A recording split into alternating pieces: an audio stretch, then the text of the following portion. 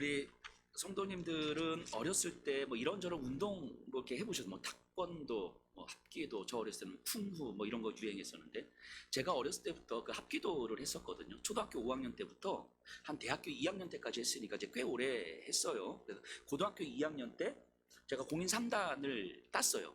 2학년 때. 그리고 여기저기 막 시범도 다니고 막 그랬어요. 그러니까 지금의 국정원, 예전에 안기부 이렇게 신입 요원들 앞에서도 막 시범하고 막 그랬었거든요. 그러니까 나름 되게 잘했어요. 그러니까 발차기도 하고, 합기도는 이렇게 호신술을 하잖아요. 뭐 주먹 날로 확 피하고 막 꺾고 막. 제 주특기는 이제 포박술이었거든요. 포박술. 그러니까 끈으로 이렇게 막 이렇게 묶고 제압하고 막 이런 거 하잖아요. 뭐 제 시범할 때 항상 제가 포박술로 하고 그랬는데, 근데 그렇게 오래 했단 말이죠. 근데 제가 이제 학교 다닐 때 싸움을 뭐 그렇게 한 사람은 아니에요, 제가. 근데 이제 남학생들 그래도 한두 번씩 이렇게 싸우잖아요. 이제 뭐 중학교, 고등학교 때. 그게 저도 이제 가끔씩 한두 번씩 싸우기도 하는데, 제가 싸울 때 어떻게 싸웠을까요? 막 싸우면 그래요. 안 돼. 그냥 싸우면 그냥 막 싸우더라고요. 이렇게. 아무리 제가 학교에서 3단이고 포박수를 배우고 뭐 해도 싸우면 그냥 막 싸우는 거예요. 그냥 막 머리끄댕이 잡고 이렇게 싸우는 거죠. 막 싸우고 나서 싸움 딱 끝나고 나면 나 발차기 할 줄 아는데. 이런 생각이 나오는 거죠. 예전에 제가 운동할 때 그 사범님 그러셨거든요. 이렇게 같은 발차기를 하루에 1000번은 해야 나도 모르게 발차기가 되는 거라고. 호신술도 같은 동작을 하루에 1000번은 반복해야 나도 모르게 어떤 상황 속에서 몸이 반응을 한다는 거죠. 매일. 그러니까 아무리 발차기를 잘하고 호신술을 배워도 그것이 내 몸의 습관처럼 익숙해지지 않으면 이게 싸움할 때는 싸움 끝나고 생각이 나더라고요. 나 그때 주먹 날로 이렇게 피했었어야 됐는데 뭐 이런 게 끝나고 생각이 나더라고요. 싸움에 전혀 도움이 안 돼요. 예전에 유학자들이 했던 말들이 있어요. 경세치용이라는 말이 있거든요. 이 경세치용이라는 말은, 학문은 세상을 다스리는데 이익을 줄 수 있어야 된다는 의미예요. 그러니까 아무리 공부를 많이 하고 배워도 이 학문이 세상에 이익을 줄 수 없다면 그건 반쪽짜리라는 거죠. 그런 거는 크게 쓸모없는 학문이다. 뭐 이런 말이 이제 경세치용이잖아요. 그런데 저는 이 복음도 마찬가지 아닐까 하는 생각을 해봅니다. 복음을 아는 것과 복음을 흘려보내는 삶은 다른 거예요. 우리가 예배와 말씀과 기도로 훈련을 받고 공동체 안에서 훈련을 받고 있다면, 그러면 어느 순간부터는 내가 살아가고 있는 삶의 현장, 이게 가정이 됐든 직장이 됐든 지역이 됐든 내가 살아가는 삶의 현장에서, 그 세상 속에서 나를 통해 복음의 진보가 일어나야 되는 거잖아요. 복음의 진보라는 것은 누군가에게 복음의 영향력이 흘러가서 그 누군가가 예수께 한 걸음 가까이 다가오는 삶을 이야기하는 거죠. 이게 복음의 진보라고 하는 거예요. 이게 교회를 오래 다니는 거, 뭐 성경을 백독하고 하루에 기도를 3시간씩 하는 거 정말 중요합니다. 이거 너무너무 필요한 훈련이고 우리가 반드시 해야 되는 거예요. 그런데 때로는 그런 것들과 이 진실한 믿음은 항상 정비례하는 것 같지는 않아요. 이 성경과 기도가 이 공동체에서 배운 것들이 내 생각과 몸에 각인이 되어 있어야 나도 모르게 세상 속에서 행동으로 나오자는, 표정으로, 말로, 습관으로. 그래서 믿음에 내 안에 말씀이 각인되어 있는 사람들은 거룩한 습관이 우리에게 들어있는 거죠. 거룩한 습관이. 그 주변의 사람들이 우리에게 영향을 받는 건 가끔씩 이루어지는 한 번의 말이 아니라 일상적으로 나타나는 습관이잖아. 습관. 우리 자녀들이 부모님들한테 배우는 건 좋은 말이 아니라 부모의 일상적 습관이잖아요. 습관을 통해서 배우는 것처럼 믿음이 우리에게 각인되어 있는 사람은 거룩한 습관들이 이루어지게 되고요. 그 거룩한 습관은 생각하는 방식과 말하는 방식과 행동하는 방식과 또 사고의 방식과 돈을 대하는 태도, 일을 대하는 태도, 억울함을 대하는 태도, 자존심 상하는 상황을 대하는 태도, 이런 태도들에서 나오는 거죠. 이 거룩한 습관이라고 하는 것은. 이것이 몸에 각인되어 있을 때 영향력으로 흘러가는 거잖아요. 그럴 때 결국 내 인생을 통해서 누군가는 예수께로 한 걸음 가까이 가게 되는 거예요. 그게 복음의 진보인 거죠. 그래서 내 인생은, 여러분들의 인생은 하나님의 사랑이 흘러가는 통로요, 복음의 진보가 이루어지는 통로가 되는 거예요. 그걸 믿음의 삶이라고 이야기하는 거예요. 여기 이렇게 나중에 이렇게 일상에서 다 난장판 다 친 다음에 나 교회 다니는데 내 주일날 말씀 들었는데 마치 다 싸우고 나서 나 발차기 할 줄 아는데 이런 게 아니라 우리 안에 녹아 있어야 되는 거예요. 이게 믿음의 삶이라는 거죠. 자, 오늘부터 우리가 본격적으로 이 사도 바울의 선교 여행을 살펴볼 거거든요. 이제 여러 차례에 걸쳐서 13장, 14장이 1차 전도 여행인데요. 선교 여행. 우리가 바울의 선교 여행을 보면서 우리도 선교 가야 되겠다 뭐 이런 게 아니라 바울에게서 묻어 나오는 복음에 좀 집중하셨으면 좋겠습니다.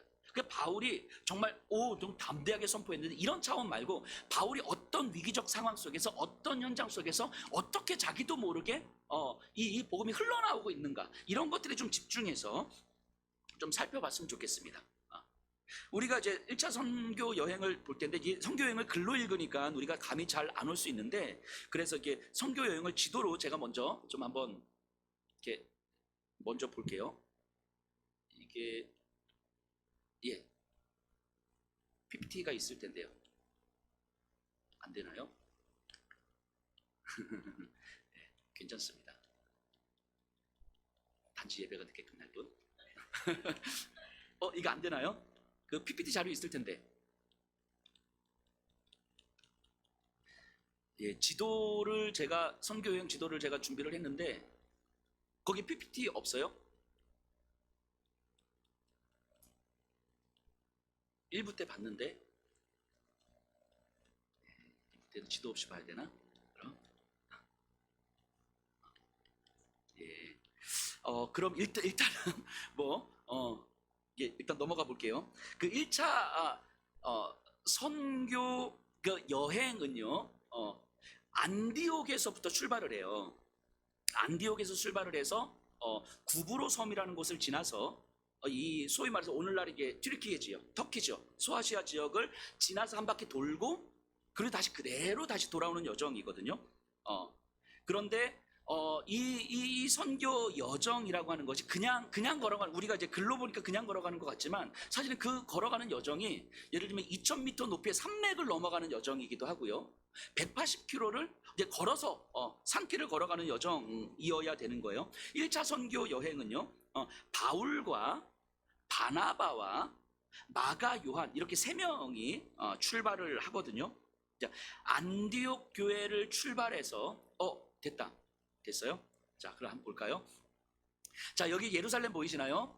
예루살렘이 이제 이스라엘 지경이고요. 저 안디옥이라고 하는 곳이 우리가 11장에서 살펴봤던 안디옥 교회가 생겨난 곳이에요. 저 안디옥 교회가 지난주에 바나바와 바울을 따로 세워서 선교로 파송했죠. 저 안디옥 교회에서 출발을 합니다. 안디옥 교회에서 실루기아는 항구예요. 마치 서울에서 인천 느낌이라고 생각하시면 돼요. 인천이 서울의 외항이라고 하잖아요. 실루기아는 안디옥의 외항이에요. 한 30여 킬로 떨어져 있고요. 이 가는 거는 한 100m 정도 높이의 그 구름을 이렇게 지나서 가는 거예요. 30킬로 정도를 이렇게 구름을 지나서 가는. 저기서 이제 배를 타고 구브로 섬으로 갑니다. 이제 구브로 섬 배를 타고 가서 이제 살람이라는 항구에 이르고요.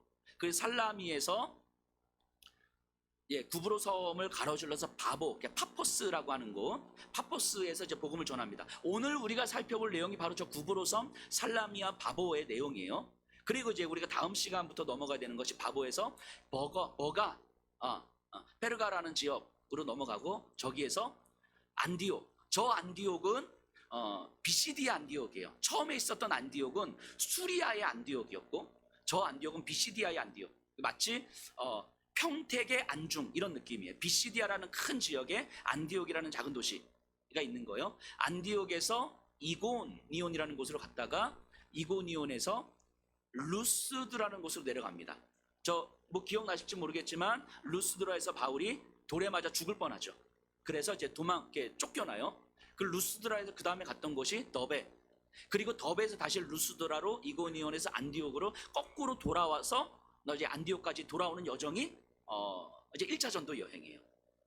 요 1차 전도 여행의 흐름입니다. 그래서 이렇게 이 지명들을 우리가 다 기억할 필요는 없지만 13장, 14장을 공부하면서 이 내용이 계속 나올 거거든요. 그래서 이게 비시디아 안디옥에서 바울이 설교를 했는데 저기가 어디구나. 그래서 버가에서 비시디아 안디옥으로 넘어가는 여정이 2,000킬로 더 되는 그 산맥을 넘어가는 여정이에요. 그러니까 굉장히 오랜 시간, 굉장히 힘겨운 여정을 건너가서 거기서 사람들에게 복음을 전하는 뭐 이런 장계 내용들인 거죠. 그래서 이 지형을 좀 그래도 대략 머릿속에 좀 넣고 계시면 우리가 설교를 할 때마다 한 번씩 이제 살펴볼 텐데, 그러면 이렇게 본문을 좀 이해하는데, 아, 여기서 배 타고 넘어갔구나, 저기서 걸어서 산을 넘어갔구나, 아, 저기서 쫓겨나서 이렇게 도망간 거구나.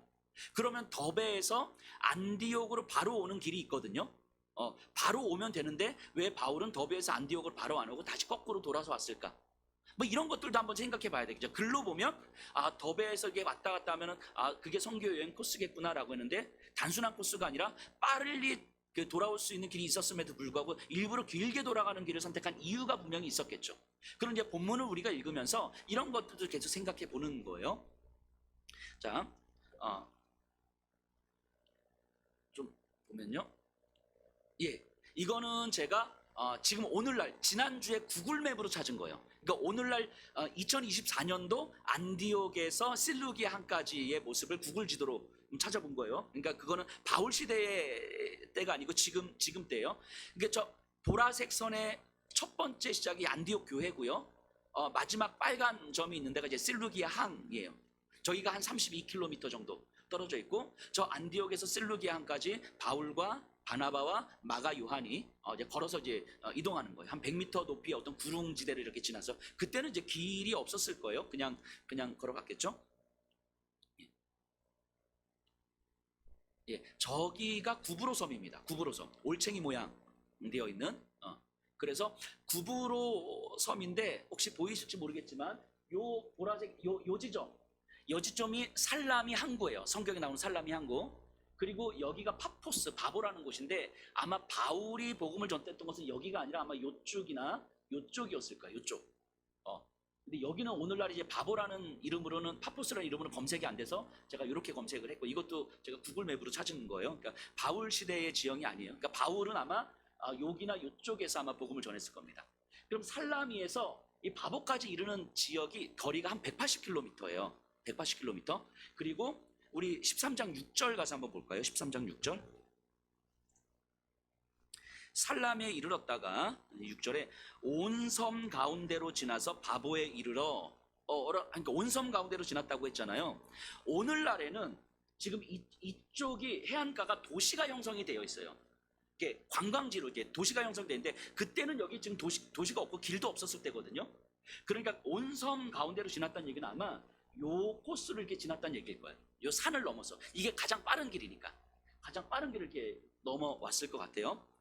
아마 여기 구브로가 바나바의 고향이거든요. 그러니까 바나바는 누구보다도 이 구브로 섬의 지형을 알았겠죠. 이렇게 넘어왔을 거고요. 요것도 제가 최근에 그 사진 찾은 건데요. 이게 여기가 아까 앞서 봤던 요쪽, 예, 아이고, 예, 요쪽 지역이 아닐까, 요쪽이나 요쪽 지역이 아닐까 싶어요. 저 사진이. 예. 그래서 이쪽에 오늘날 이게 도시가 형성되어 있고 이렇게 큰 산맥이 쭉 이어져 있다고 보시면 돼요. 그쪽을 이렇게 넘어서 왔다고 보시면 됩니다. 자, 이제 됐습니다. 저 다 봤습니다. 예. 말씀드렸던 것처럼 이 구브로 섬을 가장 첫 번째 선교 여행지로 삼았던 이유는 아마 바나바 때문이었을 거예요. 바나바의 고향이거든요. 바나바는 이 구브로 섬에서, 구브로 섬이 이제 오늘날의 제 사이프러스라고 불리는 섬이에요. 사이프러스 섬, 키프로스, 사이프러스 섬. 구브로에서 바나바는 예수님을 믿었을 거예요. 그러니까 구브로 땅에는 예수님을 믿는 소수의 신자들이 분명히 있었을 겁니다. 자, 5절 볼게요. 살라미에 이르러 하나님의 말씀을 유대인의 여러 회당에서 전할새 요한을 수행원으로 두었더라. 자, 마가 요한과 함께 갔다는 얘기죠. 자, 이런 문문을 읽을 때 이제 우리는 상상을 해봐야 되는 거예요. 살라미에 이르러 유대인의 여러 회당, 에서 말씀을 전했다는 거예요. 회당이라고 하는 건 원래 예루살렘에 성전이 있었잖아요. 이 유대인들은 성전에서 예배를 드렸거든요. 근데 뭐 식민지로 뭐 포로로 잡혀가면서 여기저기 지역으로 다 흩어졌단 말이죠. 그러니까 이런 사람들이 성전에 와서 예배 드릴 수가 없으니까 자기들이 있는 곳에서 예배의 처소를 만든 거예요, 유대인들이. 그걸 회당이라고 합니다.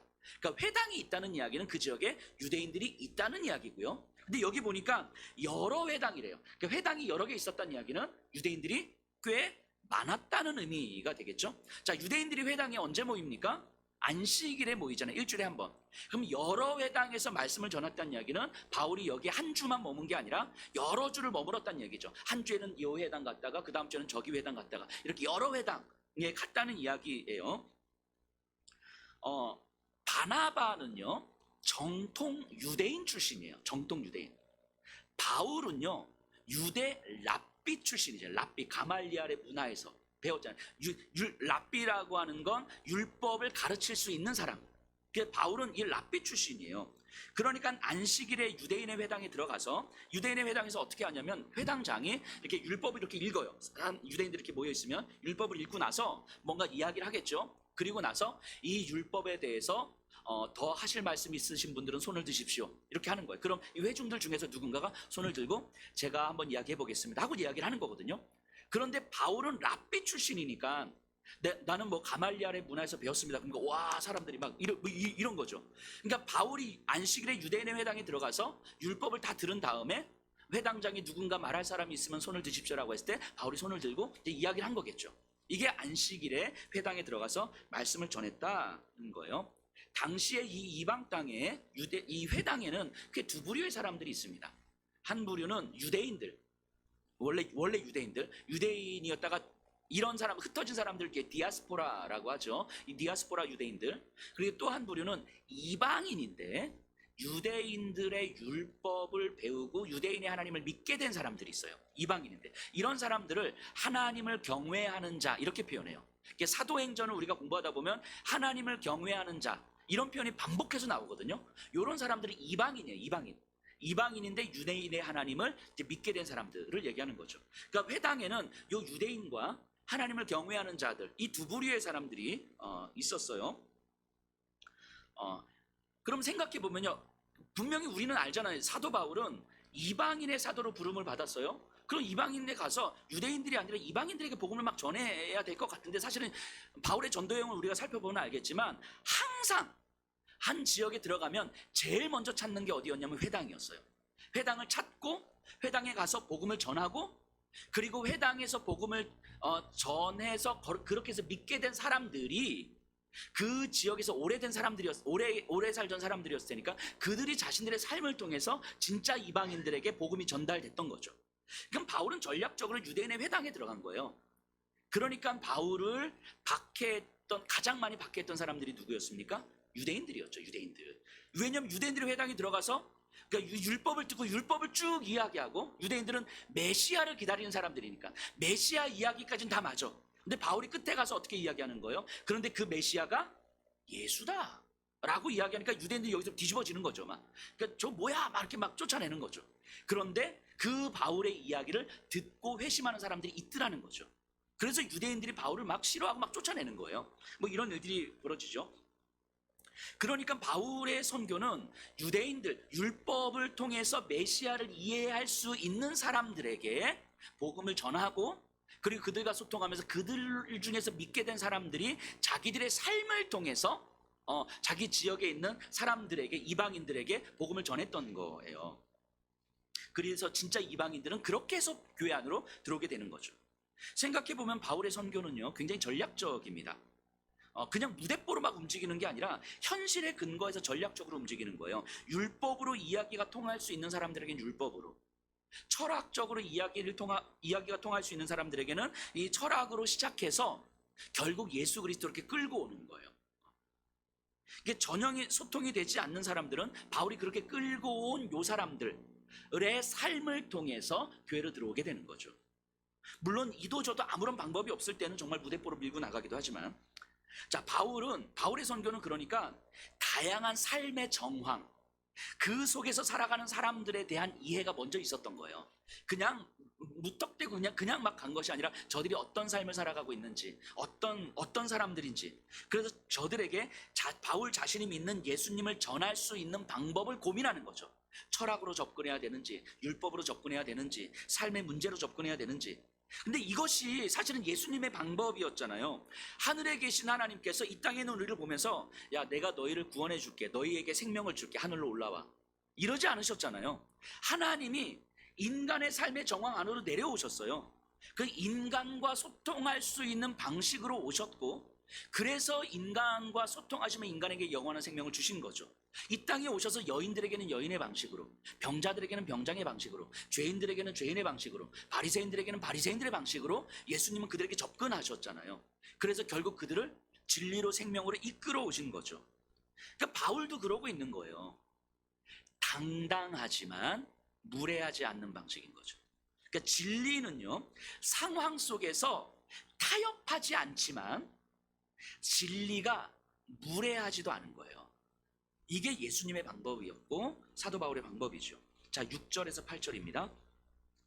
온 섬 가운데로 지나서 바보에 이르러 바예수라 하는 유대인 거짓 선지자인 마술사를 만나니 그가 총독 서기오 바울과 함께 있으니 서기오 바울은 지혜 있는 사람이라 바나바와 사울을 불러 하나님의 말씀을 듣고자 하더라. 이 마술사 엘루마는 이 이름을 번역하면 마술사라. 그들을 대적하여 총독으로 믿지 못하게 힘쓰니.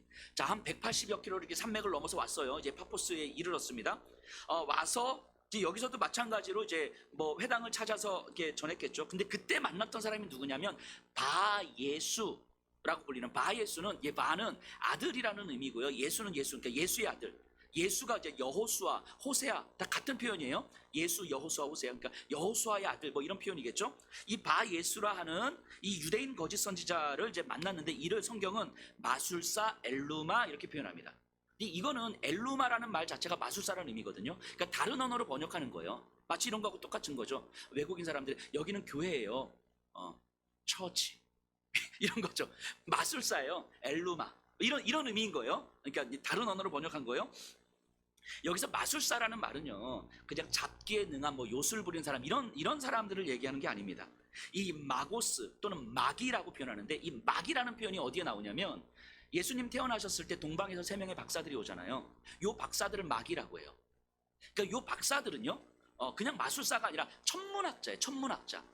당시의 천문학자는 신탁을 받는 사람들이잖아요. 그러니까 오늘날로 말하면 과학자, 천문학자, 철학자 이런 사람들을 마기라고 해요. 그래서 권력자들, 왕들은 이런 사람들, 마기들을 자기 옆에 두고 나라의 어떤 환란이나 아니면 나라의 어떤 중대한 일이 있을 때 이들에게 조언을 구합니다. 하늘의 별을 봤냐고, 천문을 살펴봤냐고, 이 세상 일이 어떻게 되는지 알겠냐고. 그러니까 참모, 최고 권력의 어떤 참모들인 거예요. 굉장히 똑똑하고 지혜로운 사람들이 있죠. 그러니까 이들은 당시에 굉장한 영향력이 있는 사람들이에요. 그러니까 이 마술사 엘루마도 그런 사람이라는 거예요. 총독 서기오 바울 옆에 있더라, 함께 있더라, 이 말이 총독의 참모 역할을 지금 하고 있는 거예요. 근데 아마 되게 신임을 얻었던 것 같아요. 계속 총독 옆에 있는 거 보니까 이 바예수의 어떤 예언과 어떤 지혜가 요 구브로 섬에 굉장히 큰 영향력을 끼치고 있었겠죠. 이 총독은 사실은 직급이 되게 높은 사람이거든요. 예루살렘의 총독이었던 빌라도는 요 총독보다 낮은 직급이에요. 하급 관리, 빌라도는 하급 관리, 여기는 이제 고위층 관리인 거죠. 그러니까 굉장히 높은 직급에 굉장히 넓은 영토를 다스리고 있는데 여기에 상당한 영향력을 끼치고 있는 사람이 바예수예요. 이렇게 이해를 하셔야 돼요. 그런데 이 총독 바울은 그래도 편협한 사람은 아니었던 것 같아요. 바예수로부터 영향을 많이 받지만 여러 지혜 있는 사람들의 이야기를 좀 듣고자 했었던 것 같아요. 그러자 새로운 인물들이 등장한 거잖아요. 바나바와 바울이라는 새로운 사람이 이 파포스의 바보에 이르니까 뭐 회당에서 막 복음을 전하고 하니까 사람들이 이제 막 반응을 했겠죠. 그 소식이 총독에게도 들렸을 것이고, 그래서 저 바나바와 바울을 한번 내가 저들의 이야기를 듣고 싶다. 저들은 도대체 무슨 이야기를 하는지. 그래서 초청을 했어요. 바나바와 바울을. 그러자 바예수가 총독에게 저 바나바와 바울에 대해서 막 이렇게 험담을 하는 거예요. 저들은 거짓 선지자들이고, 저들은 근본도 없는 자들이고, 어디서 왔는지도 모르고, 유대인들도 싫어하는 자들이고, 유대인들이 이 구부로 섬에서 얼마나 선한 영향력을 끼칩니까? 근데 저들은 유대인들이 싫어하는 사람들이라고, 거짓 선지자 이단이라고 불리는 사람들이라고 막 이러면서 바나바와 바울을 막 이렇게 험담하고 있는 거예요. 이 더 심한 말을 했겠죠. 아마도 이 바 예수는 바나바와 바울을 매우 경계하고 있었을 거예요. 본능적으로 느꼈겠죠. 본능적으로. 아, 저 사람들은 뭐가 있구나. 저 사람들은 뭐가 능력이 있구나. 본능적으로 느꼈을 거예요. 생각해 보세요. 바울이 선교 여행을 가는 곳마다 다 박해를 받잖아요. 왜 박해를 받습니까? 존재감이 없으면요, 뭘 하든 밖에 안 받습니다. 그래, 네가 뭐 예수를 이야기하든 뭘 하든 존재감이 없으면 사람들이 그들의 이야기를 귓등으로도 안 들으면 아무리 예수가 왕이에요, 예수가 생명이 아무리 이야기해도 사람들이 가만 놔둡니다. 그냥 가만 놔둬요. 근데 존재감이 있으면 사람들이 긴장을 하는 거예요. 바나바와 바울, 특히 바울이 가는 곳마다 예수가 왕이라는 걸 이야기하는데 거기에 뭔가 능력이 있고 뭔가 사람들이 듣기 시작하고 사람들이 변화가 일어나고 뭔가 존재감이 있는 거예요. 그러니까 바울이 가는 곳마다 사람들에게 반대를 갈등을 경험하는 거잖아요. 마찬가지겠죠. 여기서도 바나바와 바울이 뭔가 이 존재감이 있는 거예요. 능력이 있는 거죠. 그게 뭔지 모르지만. 그러니까 바 예수도 이 경계하고 총독에게 막 헌담을 했겠죠. 그 예수를 믿는 사람, 그리스도인들은요, 어디를 가도 존재감이 있는 사람들이죠. 여러분들이 가는 그곳에서는 그냥 사람들이 그냥 느끼는 거죠. 그냥 뭐 그러든 말든 내가 알아서, 이런 사람들이 아니시잖아요. 여기 있는 분들은 뭔가 어딜 가도 존재감을 느끼는 사람. 왜냐하면 우리 안에 이 세상에서는 가질 수 없는 그 예수의 능력, 복음의 영광이 우리에게는 있기 때문인 거죠. 그것이 우리를 통해서 흘러나오기 때문에 우리의 존재감이라는 것은 드러날 수밖에 없는 거죠. 자, 그것이 이제 환대이든 아니면 그것이 박해이든. 자, 9절 보세요. 네, 9절. 바울이라고 하는 사울이 성령이 충만하여 그를 주목하고. 자, 여기서 이제 이 9절 우리가 좀 주목해서 좀 봐야 되는데, 우리는 이제 바울의 선교 여행이라고 하는데 실제로 바울이라는 말이 여기에서 처음 등장해요. 이 13장 9절에서. 이제까지 바울을 뭐라고 이름 붙였습니까?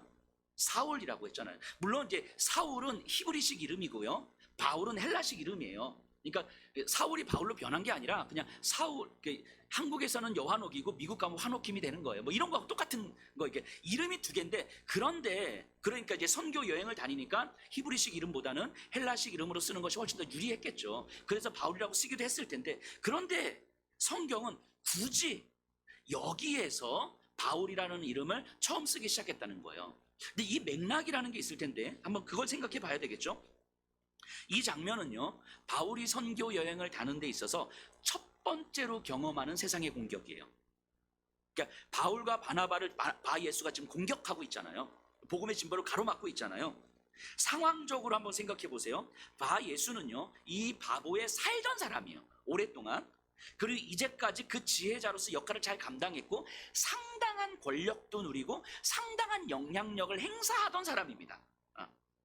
그러니까 총독 옆에 계속 있었을 거고요. 그러니까 요 구브로 섬은, 특히 바보라는 지역은 이 바 예수의 이 나아발이에요. 자기 구역이에요. 자기 구역. 그래서 바 예수의 사상은 총독이나 당시 구브로 사람들에게 익숙하게 들어왔던 이야기겠지만, 바나바와 바울은 처음 보는 사람이었고 저들의 사상도 굉장히 낯설어요. 그러니까 바 예수와 바울이 부딪히면 너무너무 선명하죠. 이 바나바와 바울에게는 불리할 수밖에 없는 싸움이잖아요. 그러니까 이건 싸움이라기보다는 일방적인 위협이 되는 거죠. 권력과 인정을 받고 있었던 바 예수가 이제 처음 들어온 새로운 것을 이야기하는 사람들에게 찍어 누를 때 사실 이거는 위협이 될 수밖에 없는 거죠. 앞으로 바울의 선교 여행에서 이런 일들은 반복해서 일어나거든요. 근데 그 세상의 위협에 직면한 첫 상황이 오늘 본문이에요. 첫 상황. 근데 그 첫 상황에서 성경은 여기서부터는 이제 바울이라 이름하는 사울, 이제는 사울이 아니라 바울이라 부르겠다라고 선포하고 있는 거예요. 여러분들 그 유대인들에게 있어서 사울 하면 제일 먼저 누구를 떠올리겠습니까? 사울 하면 이스라엘의 첫 번째 왕 사울 왕을 떠올리는 거죠. 사울 왕은 베냐민 지파거든요. 요 바울이라는 사울도 베냐민 지파예요. 그러니까 아마 사울의 아버지는 자기 아들을 낳고 이 이스라엘의 첫 번째 왕은 사울 왕을 떠올렸을 거예요. 이스라엘 유대인들에게 있어서 사울 왕은 어떤 의미냐면 키가 장대하고 이게 되게 어떤 용사 중에 용사. 성경은 그렇게 표현하죠. 사람들보다 머리 하나가 더 있었다고. 그러면서 이게 전쟁에 능했던 사람. 그러니까 사울은 키가 크고 장대한 용사를 상징하는 거죠. 베냐민 지파 출신의 이 기스는 이 기스는 사울 왕의 아버지죠. 요 사울의 아버지는 요 사울에게 아들을 낳고 사울이라고 이름을 지은 거예요.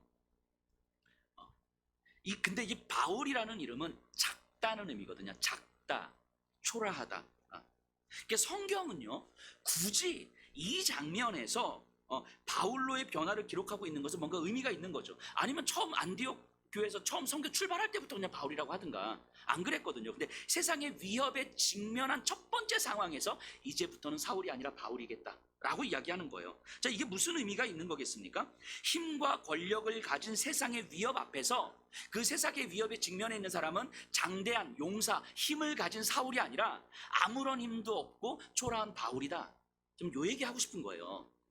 그러면 바울이 선교 여행을 통해서 여러 가지 이제 세상의 위협에 부딪히는데 이거는 바울이 가지고 있는 힘으로 싸우는 게 아니다라는 걸 말하고 싶은 거겠죠. 바울이 믿는 예수님의 복음을 이야기하고 싶은 거예요. 이 위협 속에서 바울이 싸우는 것이 아니라 우리가 힘을 갖추고 지혜를 갖추고 능력을 갖추고 바 예수와 싸워서 어떻게든 이겨봐야 되겠다. 이거 아니다. 이럴 수 없다라고 이야기하는 거예요. 바울은 초라하고 힘없고 바 예수의 공격 앞에서 그냥 무기력하게 무너질 수밖에 없는 존재라는 거예요. 그걸 보여주는 거예요. 그러면 바울을 통한 복음의 진보, 바울을 통한 하나님의 사랑은 가로막혀지는 것인가? 그렇지 않다라는 사실을 보여주는 거예요. 그럼 바울이 힘이 없다면 그 힘은 과연 뭔가? 이 이야기를 지금 하고 있는 거겠죠. 바울이 믿는 예수님의 복음은요, 세상의 위협을 꿰뚫어서 파쇄할 수 있는 능력이지요. 세상의 힘을 무력하게 만들 수 있는 힘이고요. 세상을 변화시킬 수 있는 사랑이라는 걸 보여주는 거예요. 거기에 바울은 아무런 힘도 없고 초라한 존재이지만 사실 바울은 그 복음의 능력을 담고 있는 영광스러운 존재라는 거예요. 이거 말하고 싶은 거죠. 우리도 똑같은 거잖아요. 저나 여러분들은 사실은 우리는 매일 경험하잖아요. 우리는 아무것도 아니라는 사실을. 자존심 조금만 상해도 견딜 수 없어가지고 분노를 절제하지 못하고 상황이 조금만 힘들어도 신음하며 탄식하며 무기력하게 주저앉아 있고 사실은 우리는 그럴 수밖에 없는 존재인 거예요. 저와 여러분들은 없어요. 대단하지 않아요. 세상의 위협, 돈으로 위협하는 사람들의 인정과 명예를 위협하고 사람들의 손가락질로 위협하고 수치와 모욕으로 위협하면 우리는 거기에 속수무책으로 당할 수밖에 없는 존재인 거예요. 그래서 우리를 통해서는 아무것도 일어나지 않아요. 아무 일도 일어나지 않습니다. 그런데 그런 우리 안에 있는 예수 그리스도의 복음은 능력이라고 말씀하시는 거예요. 그래서 이 세상의 위협 앞에서 내 힘으로 부딪혀가는 것이 아니라 내 안에 계신 예수 그리스도의 복음의 능력으로 부딪혀가는 거예요. 그러니까 우리는 세상의 앞에서 내 자존심을 상하게 하는 그 사람 앞에서 자존심 상하지 않으려고 살아가는 것이 아니라 내 안에 있는 복음의 힘에 의지해서 살아가는 거예요. 이거 보여주는 거예요. 바울의 선교는 이거다라고 지금 이야기하는 거죠. 자, 10절 11절입니다. 이르되 모든 거짓과 악행이 가득한 자요 마귀의 자식이요 모든 의의 원수요 주의 바른 길을 굳게 하기를 그치지 아니하겠느냐. 보라, 이제 주의 손이 내 위에 있으니 내가 맹인이 되어 얼마 동안 해를 보지 못하리라 하니 즉시 안개와 어둠이 그를 덮어 인도할 사람을 구하는지라. 자, 성령이 충만한 바울, 바꿔 말하면 성령의 능력은 작고 초라한 바울을 통해서 위협하는 세력인 바 예수를 향해서 진리의 반격을 가하고 있는 거예요. 주의 바른 길을 굳게 하는 세력, 복음의 진행을 가로막는 세력을 향한 강력한 진리의 반격이죠. 주의 손이 바 예수를 덮자 즉시로 앞을 못 보게 되어 인도할 자 없이는 아무것도 못하는 상태가 돼버린 거예요. 자, 이 장면은요, 어쩌면 복음을 위협하는 세력, 복음의 진보를 위협하는 세력의 그 실체를 정확하게 보여주는 장면 아니겠습니까? 모든 힘과 권세를 가진 것처럼 보이는 세력은요, 사실은 자기 스스로는 방향을 찾을 수 없는 세력인 거예요. 그를 인도해 줄 자가 없으면 스스로는 아무것도 할 수 없는 세력. 힘을 가질 줄만 알았지 그 힘을 올바르게 사용할 줄 모르는 세력. 이게 세상의 세력이라고 하는 거예요. 이것은 오늘 우리가 살아가는 세상도 마찬가지 아닙니까? 뭐 돈 생각해보세요. 돈은 그 자체를 소유하는 것이 힘인 줄 아는 거잖아요. 그래서 자기 힘을 과시하는 용도로만 사용하는 거잖아요. 자기를 만족하고 자기 욕망을 채우는 방식으로만 사용하는 거잖아요. 그것이 돈의 힘인 줄 알고 살아가는 거잖아요. 이 세상은. 하지만 그 돈을 창조하신 이의 그 참된 뜻이 무엇인지도 모르게 살아가는 거죠. 그러니까 올바른 방향을 알지 못하는 돈은 사실은 사람을 죽이기도 하고 한 가정을 파괴시키기도 하는 거죠. 인도할 자가 없는 세상의 힘은 파괴적으로 드러날 수밖에 없는 거죠. 이게 바 예수의 모습 아닙니까? 자, 12절 보세요. 이에 총독이 그렇게 된 것을 보고 믿으며 주의 가르치심을 놀랍게 여기더라.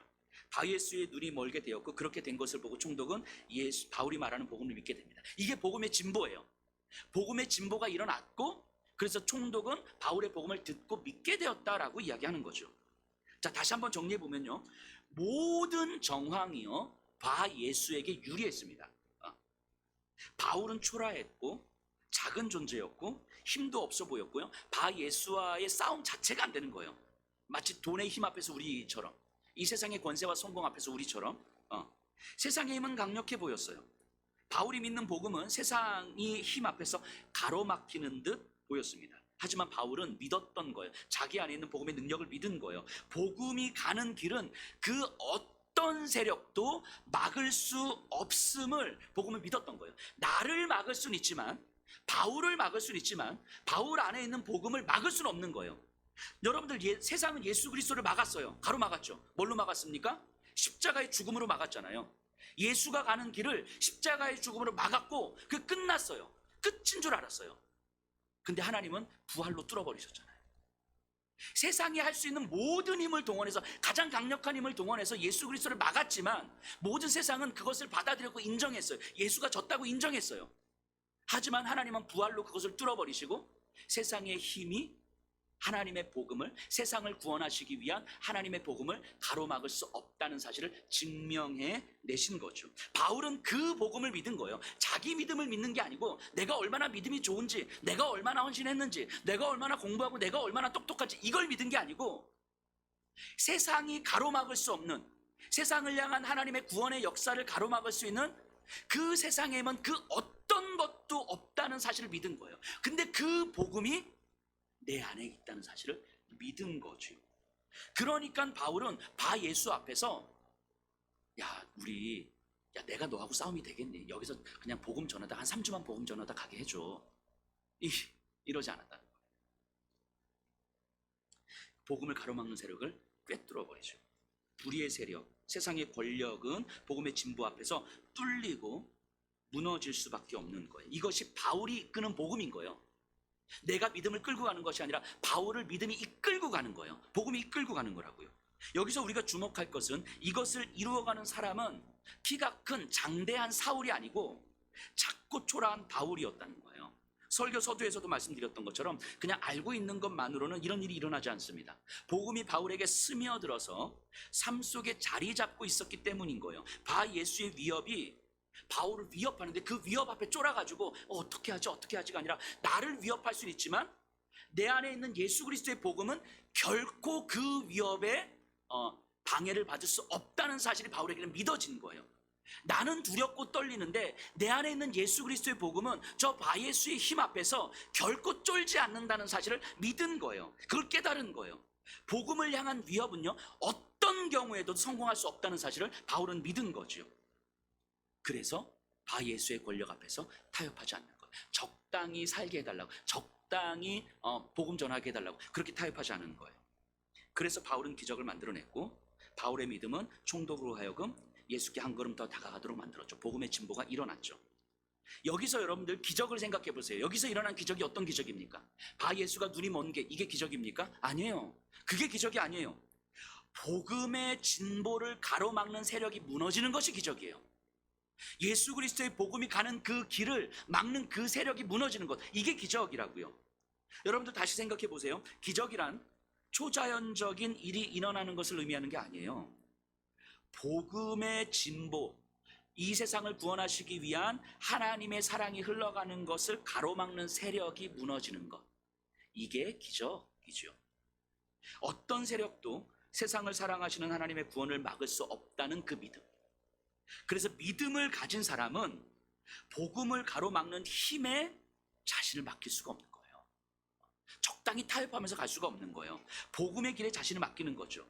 그래서 복음의 길에 자신을 맡길 때 나는 두렵지만 복음을 막을 수 없다는 그 믿음이 내 인생을 복음에 걸 때 그때 복음을 가로막는 세력이 무너지는 거예요. 그 기적을 우리는 경험하게 되는 거죠. 지금 이 자리에 앉아있는 여러분들 한번 생각해 보세요. 여러분들을 향하여서도 하나님의 복음은 진보를 이루었거든요. 그래서 지금 이 자리에 앉아있는 거잖아요. 아마 여러분들이 이 자리에 앉아있기까지 복음의 진보를 가로막는 수많은 세력들이 있었을 거예요. 이것이 때로는 과거에 내가 교회에서 받았던 상처일 수도 있고요. 목회자에게 받았던 상처가 나로 하여금 이 예배의 자리에 나오지 못하게 만들었을 수도 있고요. 사람에 대한 두려움이 이 예배의 자리에 나오지 못하게 만들었을 수도 있고요. 아니면 내 분주함과 영적인 게으름이 나로 하여금 하나님을 만나지 못하도록 만들었을 수 있는 거죠. 그 모든 것들, 여러분들로 하여금 하나님을 예배하는 자리로 나오지 못하게 하는 것, 여러분들로 하여금 하나님의 사랑이 여러분들에게 흘러가야 되는데, 그것이 깨달아져야 되는데, 그것을 가로막는 그 어떤 것이 분명히 있었을 거예요. 그런데 그 어떤 것에도 가로막히지 않았더라는 거죠. 그 모든 세력들을 뚫어버린 거예요. 그래서 여러분들이 지금 이 자리에 앉아 있는 거 아닙니까? 때로는 어떤 상황, 다양한 상황과 환경 속에서 불편한 마음으로 앉아 있을 수도 있지만, 그럼에도 불구하고 여러분들은 하나님을 예배하는 자리에 앉아 있는 거예요. 왜요? 이건 여러분들의 의지와 결단인 것 같지만 사실은 여러분들을 향한 복음의 진보가 이루어졌고, 그 진보를 가로막는 그 세력들을 복음의 능력은 꿰뚫어버린 거죠.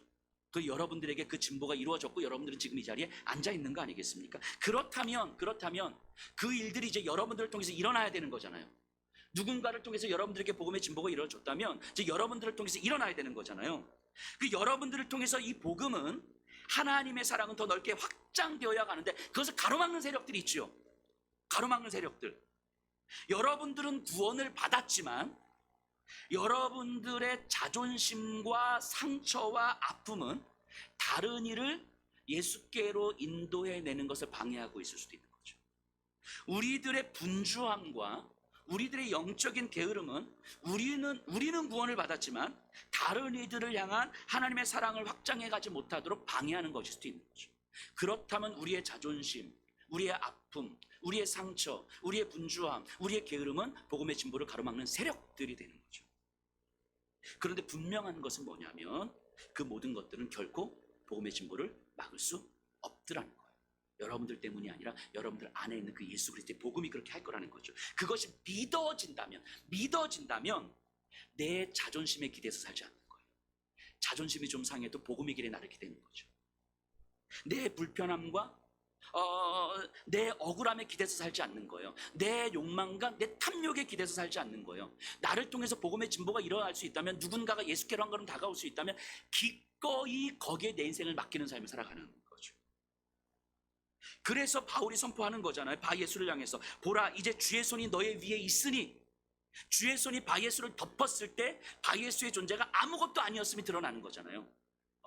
그렇다면 우리도 선포해야 됩니다. 우리 안에 있는 주의 손이 내 안에 있는 상처 위에 있으니, 주의 손이 다른 이를 용서하지 못하는 내 자존심 위에 있으니, 주의 손이 내 유익을 먼저 생각하는 욕망 위에 있으니, 주의 손이 내 인생의 중심이 된 돈 위에 있으니 선포하셔야 되는 거예요. 주의 손이 그 가로막는 세력 위에 있을 때, 주의 손이 그것을 덮을 때, 주의 손이 바예수를 덮을 때 바예수는 아무것도 아니었음이 드러나는 거예요.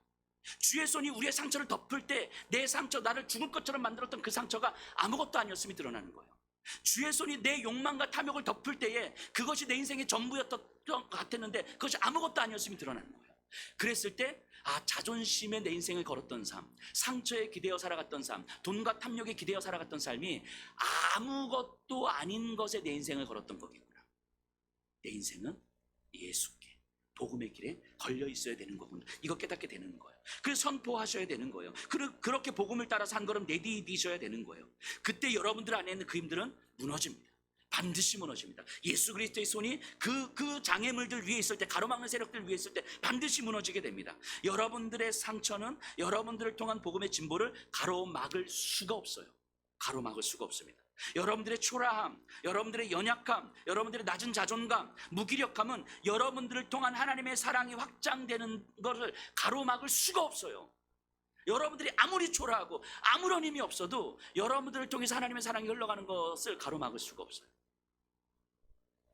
여러분들은 분명히, 저와 여러분들은 분명히 상처투성이가 맞습니다. 작고 초라한 자가 맞습니다. 매일매일 우리는 내 감정 때문에 무너지고 넘어지는 거 맞아요. 제가 아무리 목사고 제가 아무리 설교를 준비하지만 어제 오전에도 우리 아들을 향하여서 야, 너 이런 태도로 선교를 갈 수 있겠어?